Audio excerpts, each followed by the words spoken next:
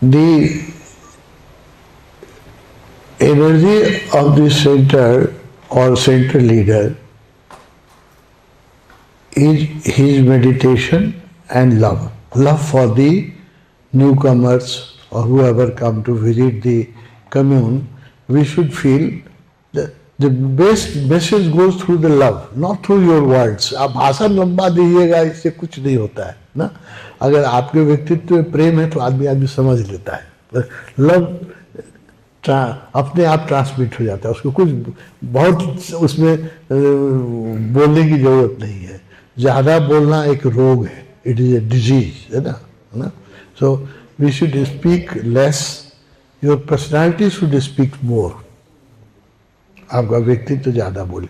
Now meeting अब small centres, yes you can give time to visitors, but a place like Tapovan, it has become a big commune, so it is not possible for the commune coordinator to meet everybody, and there is no need to meet everybody. Rajneeshpuram, during the construction of Rajneeshpuram, Bhagwan went into silence. Bhagwan was not meeting anybody. Now Bhagwan was not even coming for discourse, daily discourse. For more than 3.5 years, Bhagwan didn't deliver any discourse, did not initiated anybody, not met people. There was no meeting except for his personal staff. शिला या जो लोग काम करते थे, उसके अलावा भगवान किसी से नहीं मिले,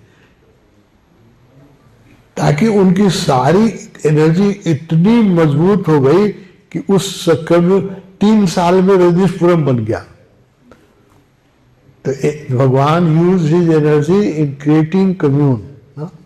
अब उस सब से मिल के दिन रात बक करते रहते तो उससे क्या होता है, कितने को लाभ होता है. So you have to be very careful where to preserve your energy and where to spend your energy. ऊर्जा को संरक्षित रखना पड़ेगा.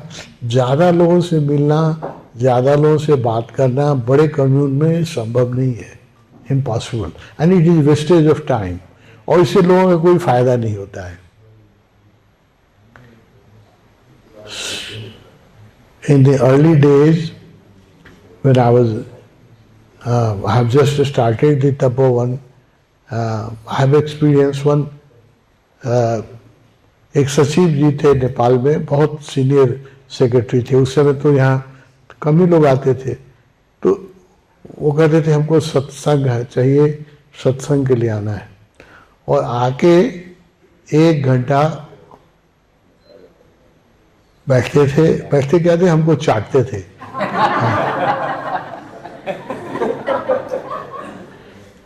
1 घंटा सिर्फ बोलते थे.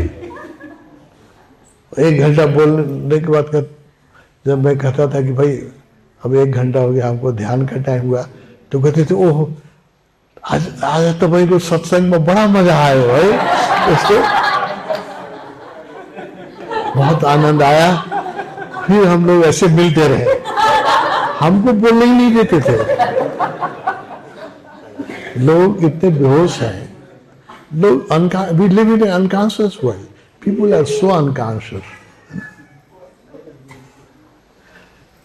In early days, I used to distribute Osho books.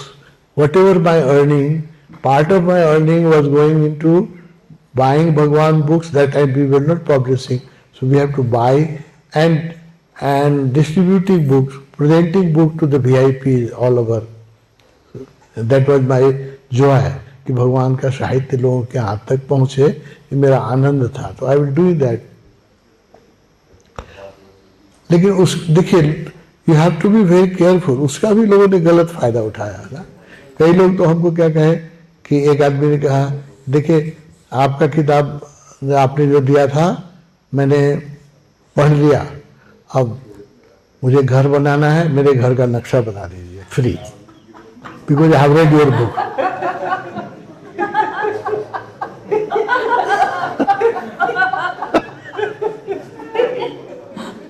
लोग आपको मिसयूज करते हैं ना. उसमें केयरफुल होना है ना। तो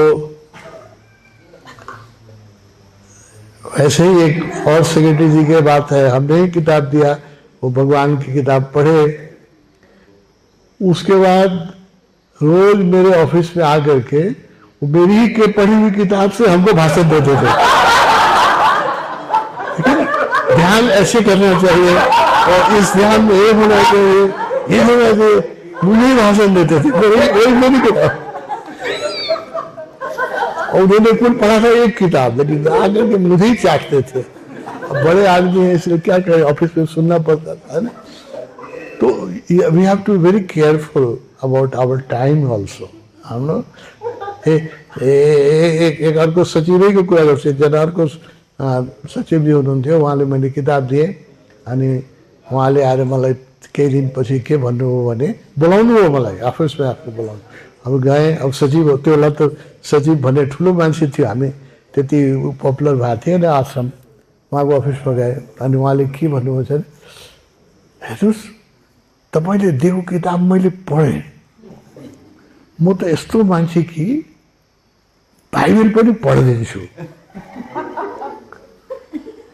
कुरानको बारेमा कसैले दियो भने कुरान पनि पढिदिएँ। म विदेश गएँ, म त यस्तो खुला मान्छे छु कि त्यहाँ सबैले गाईको मासु खाँदो रहेछ, मलाई त्यो मैले पनि गाईको मासु खाइदिएँ।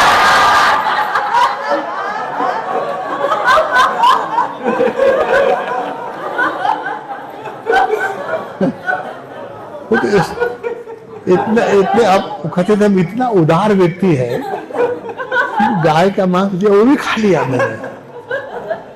आपने किताब दिया, ये किताब भी पढ़ दिया।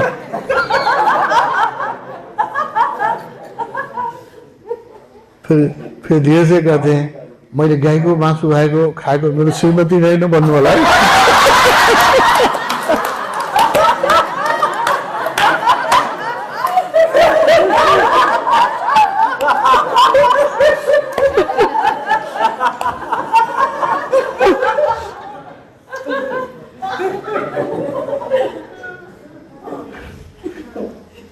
So I would like to tell you that you have to preserve your time or your energy. Don't waste your time in energy. Your energy and time should be productive. It should bring result. No. Now, if a suppose Prime Minister comes here, I have to run because he is a very important person. I have to give him attention. I have to give him time because through his support we can grow work. So you have to be very careful. उसी को energy दीजिए, उसी को अपना समय दीजिए जो या तो खूब ध्यान करना चाहता है या आपके कम्यून के लिए लाभदायक है।